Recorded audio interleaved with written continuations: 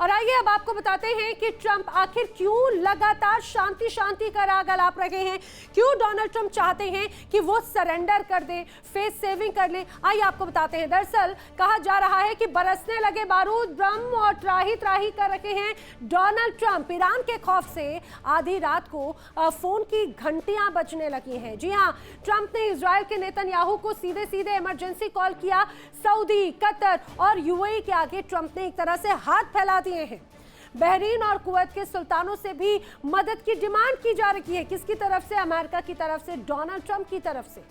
अब Donald Trump तो तुर्की के राष्ट्रपति एर्दोगन को भी साधने में जुटे हुए हैं। वो इसमें अपने खेमे में लाने की तैयारी में है, अकेले जंग लड़ने का। दरअसल जो पूरा दावा कर रहे थे डोनाल्ड ट्रंप, वो पूरी तरह से खोखला था, जो अब पूरी तरह से बेनकाब हो चुका है। सहयोगियों के भरोसे अपनी साख बचाने की कोशिशें अभी तक जो की जाती रही, वो सीधे सीधे नाकाम साबित हुई हैं। पूरी तरह से मिट्टी में मिल गई है सुपर पावर अमेरिका की साख। इससे ये तो पूरी तरह से स्पष्ट हो जाता है। समझिए, सवाल ये उठता है कि ईरान की सभ्यता नष्ट करने वाले डोनाल्ड ट्रंप आखिर इतने लाचार हो क्यों गए? समझिए किस रूप में। ईरान का बारूदी प्रहार है, ट्रंप की शांति की गुहार है। ईरान की ताबड़तोड़ प्रहार से अब ट्रंप की हेकड़ी निकल चुकी है। हमले की गीदड़ भभकी देने वाले डोनाल्ड ट्रंप पूरी तरह से बैकफुट पर आ चुके हैं और रात में जंग का ऐलान और सुबह पीस डील की भी। आखिर ये किस तरह का दबाव है? ईरान को मटियामेट करने का दावा करने वाले डोनाल्ड ट्रंप की पूरी तरह से हवा हवाई ये दावा रहा। डोनाल्ड ट्रंप की दहाड़ और ईरान के पलटवार के तमाम ये सारी जो चीजें, उस सब वो एक तरह से बेकार ही साबित हुए। ईरान के बारूदी तेवर देखकर अब कहीं ना कहीं वॉशिंगटन की भी सिट्टी पिट्टी गुल रही। दुनिया ने देख लिया, ये अभी तक का सबसे बड़ा यू टर्न था। रात में हमले की धमकी, सुबह उठते ही यू टर्न। यही एक तरह से बड़ी तस्वीर दर्शाती है। लेकिन समझिए किस तरह से अब ट्रंप सिर्फ मिडिल ईस्ट में नहीं हारे हैं, बल्कि स्ट्रेट ऑफ हॉर्मुज में चौधराहट दिखाने की कोशिश भी पूरी तरह से बर्बाद साबित हुई। और स्ट्रेट ऑफ हॉर्मुज में किस तरह से अमेरिका पिट चुका है, वो भी जरा समझिए। हॉर्मुज में भी ट्रंप की हार है, ये दावा क्यों किया जा रहा है? हॉर्मुज की नाकेबंदी से वॉशिंगटन की कमर टूट चुकी है, हौसले पस्त हो चुके हैं और दुनिया के सबसे बड़े तेल रूट पर अब किसका कब्जा मुकम्मल है? वो है ईरान का। ईरान ने दरअसल बारूदी सुरंगें बिछा दी और हुआ क्या? अमेरिका के जो जंगी जहाज थे वो भी डर के पीछे होने पर मजबूर हो गए। तेल की किल्लत से पूरी दुनिया में किस तरह से तनाव था, वैश्विक बाजार में महाभूचाल आ गया। ट्रंप का जो नेवल ब्लॉकेड का दावा था वो भी पूरी तरह से फ्लॉप साबित हुआ। अब स्ट्रेट ऑफ हॉर्मुज खुलवाने के लिए अमेरिका गिड़गिड़ा रहा है। ईरान के एक फैसले से सुपर पावर की हेकड़ी निकल गई और हॉर्मुज की जो जंग है वहां पर अभी भी पूरी तरह से अपर हैंड किसका है? ईरान का। और यही वजह है कि कहीं ना कहीं बड़ा तनाव अब ईरान की वजह से अमेरिका को है। क्या दुनिया एक और महाविनाश की तरफ बढ़ रही है? क्या यूक्रेन और गाजा के बाद अब बारूद के उस ढेर में आग लगने वाली है जो पूरी दुनिया को स्वाहा कर देगा? ईरान और लेबनान के बाद अब इजराइल के निशाने पर आ गया है एक और शक्तिशाली देश, वो देश जिसके पास नाटो की दूसरी सबसे बड़ी फौज है। नाम है तुर्की। तुर्की के राष्ट्रपति रेसेप तैयप एर्दोगन और नेतन्याहू के बीच में जुबानी जंग अब सीधे सैन्य टकराव की दहलीज पर आ खड़ी है। एर्दोगन ने अपनी फौज को अलर्ट कर दिया, उधर नेतन्याहू का गुस्सा सातवें आसमान पर है। क्या मिडिल ईस्ट में एक और खूनी जंग की शुरुआत होने वाली है? देखिए हमारी थर्रा देने वाली स्पेशल रिपोर्ट।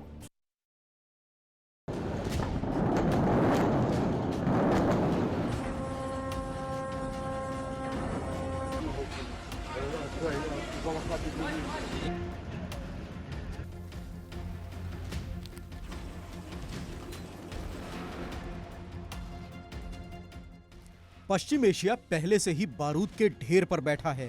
ईरान, सीरिया और लेबनान में मिसाइलें बरस रही हैं। लेकिन इस बीच तुर्की के राष्ट्रपति एर्दोआन ने कुछ ऐसा कह दिया जिसने नेतन्याहू को लाल कर दिया। तुर्की की संसद में खड़े होकर एर्दोआन ने कूटनीतिक मर्यादाओं की धज्जियां उड़ा दी। एर्दोआन ने सीधे सीधे इजराइल को हत्यारों का गिरोह करार दिया।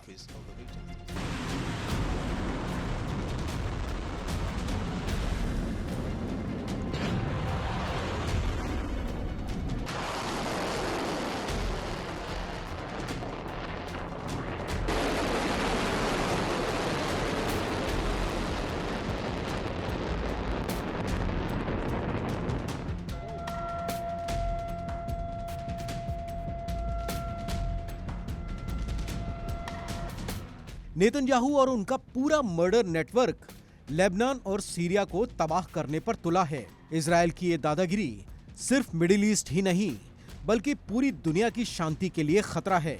इस खूनी खेल को हर हाल में रोकना होगा, वरना बहुत देर हो जाएगी।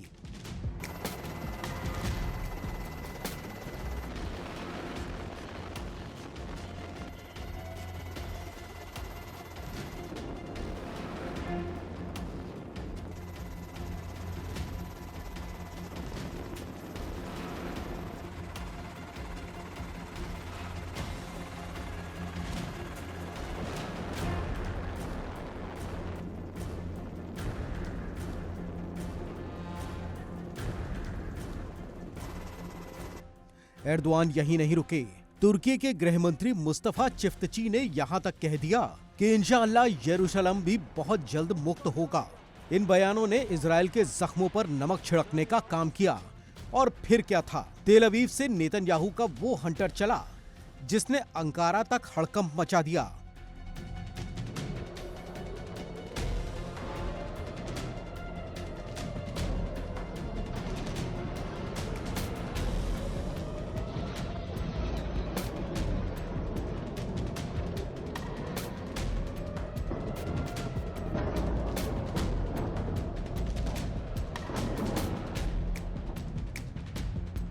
नेतन्याहू ने एर्दोआन को आईना दिखाते हुए उन्हें यहूदी विरोधी तानाशाह कह डाला। नेतन्याहू ने दहाड़ते हुए कहा कि एर्दोआन अपने पुराने पाप भूल गए हैं। जो शख्स खुद कुर्दों के नरसंहार के लिए जिम्मेदार है वो इजरायल को ज्ञान ना दे। इजरायल ने साफ कर दिया कि तुर्की आतंकवादी संगठन हमास को पाल रहा है और इतिहास गवाह है कि हमास को पनाह देने वालों को इजरायल कभी नहीं बख्शता।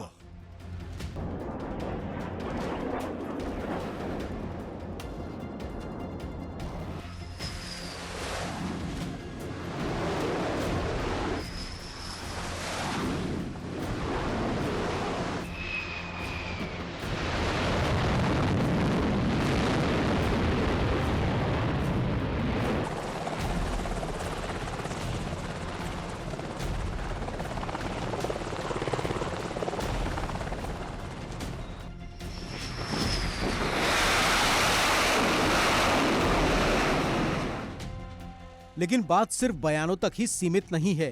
पर्दे के पीछे कुछ ऐसा पक रहा है जो बेहद खौफनाक है। जानकारों ने ऐसा दावा किया है जिसने पूरी दुनिया के रक्षा विशेषज्ञों के कान खड़े कर दिए हैं।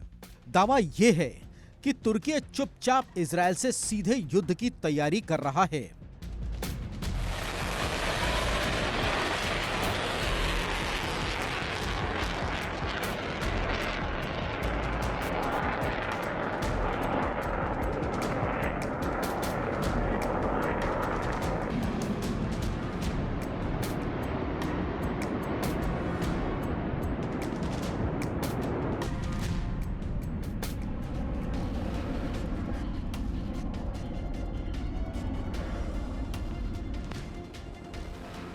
भले ही आधिकारिक तौर पर तुर्की ने इजरायल को दुश्मन देश घोषित नहीं किया हो, लेकिन अंदरूनी हलचलें किसी बड़े तूफान का संकेत दे रही हैं। एक्सपर्ट्स का दावा है कि एर्दोआन अपनी इमरजेंसी शक्तियों और सैन्य ताकत को लगातार बढ़ा रहे हैं।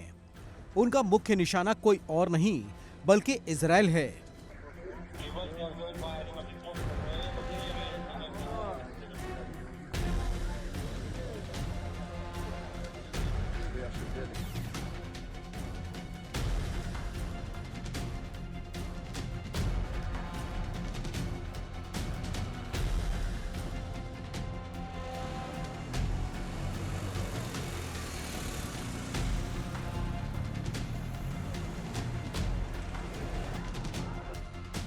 एर्दोआन सरकार ने एक नया नियम लागू किया है जो बिना युद्ध की औपचारिक घोषणा किए देश की निजी कंपनियों, परिवहन संसाधनों और नागरिकों को युद्ध के लिए जुटाने का अधिकार देता है। तुर्की अपने डिफेंस सिस्टम, लंबी दूरी की मिसाइलों और घातक ड्रोन्स के विकास में दिन रात एक कर रहा है।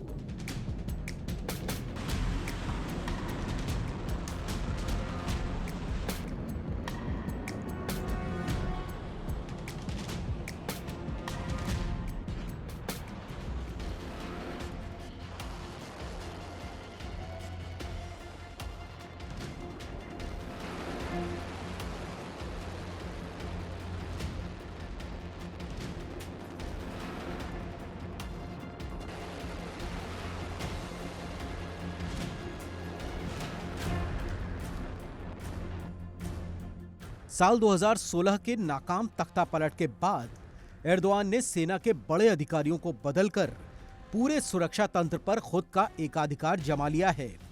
यानी एर्दोआन ने तुर्की को उस वॉर मोड में डाल दिया है जहां से एक क्लिक पर तुर्की की फौज किसी भी देश पर चढ़ाई कर सकती है। इजरायली विशेषज्ञों का मानना है कि एर्दोआन का मकसद सेना पर संपूर्ण नियंत्रण करना है ताकि भविष्य में उनकी सत्ता कोई हिला ना सके और वो अपनी मनमर्जी से फैसले ले सकें। Holy shit! Holy shit!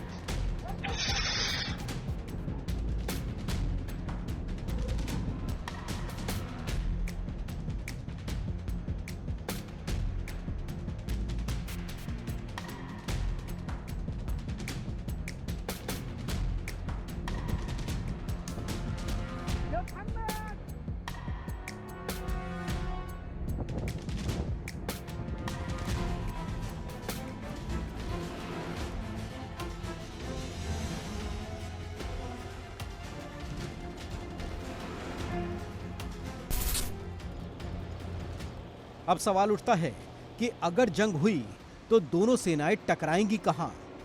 क्योंकि तुर्की और इजरायल के बीच कोई सीधी जमीनी सीमा नहीं है। रक्षा विशेषज्ञों का आकलन है कि महायुद्ध का सबसे पहला और खतरनाक कुरुक्षेत्र बनेगा सीरिया, जो पिछले एक दशक से जंग की आग में झुलस रहा है। सीरिया के उत्तरी हिस्से में तुर्की की फौज का कब्जा है, तो वहीं दक्षिणी हिस्से और गोलान हाइट्स के आसपास इजरायली सेना लगातार ऑपरेशन चला रही है। सीरिया में दोनों देशों के रणनीतिक हित आपस में टकराते हैं।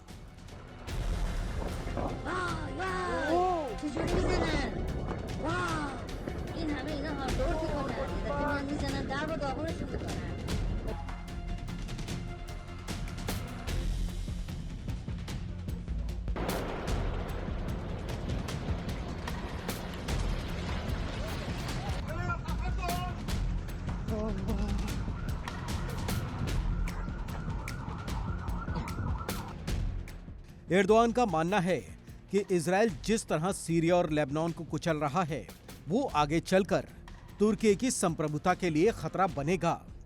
अगर इजरायल की वायुसेना ने सीरिया में तुर्की के ठिकानों के करीब कोई हिमाकत की, तो एर्दोआन अपनी मिसाइलों का रुख तेल अवीव की ओर मोड़ने में देर नहीं करेंगे। ये एक ऐसी चिंगारी होगी जो पूरे मिडिल ईस्ट को राख कर देगी।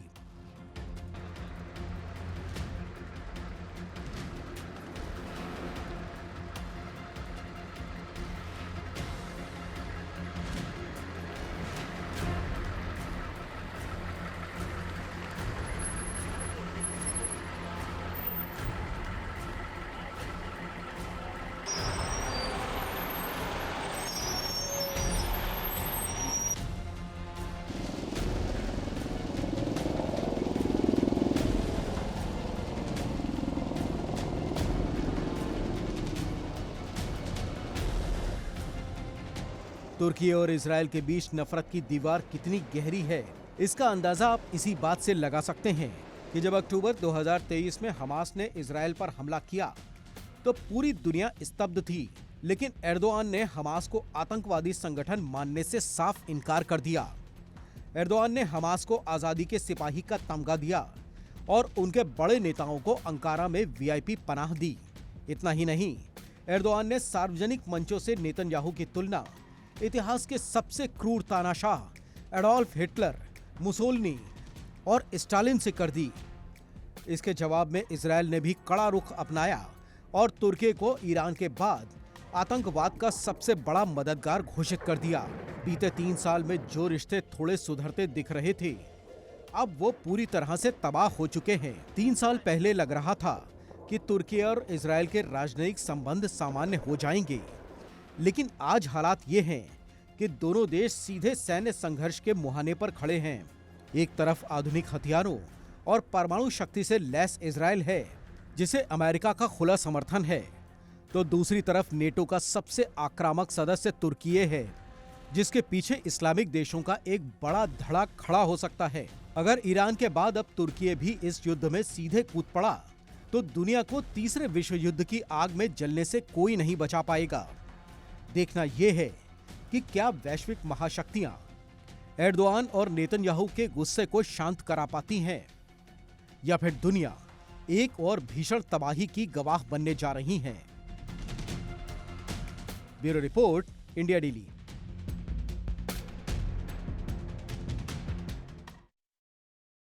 देखिए इंडिया डेली 24/7 अब आपके स्मार्ट टीवी पर। इंडिया डेली मौजूद है सभी डिजिटल प्लेटफॉर्म पर लाइव और लगातार। इंडिया डेली 24/7 हर दिन राष्ट्र को समर्पित।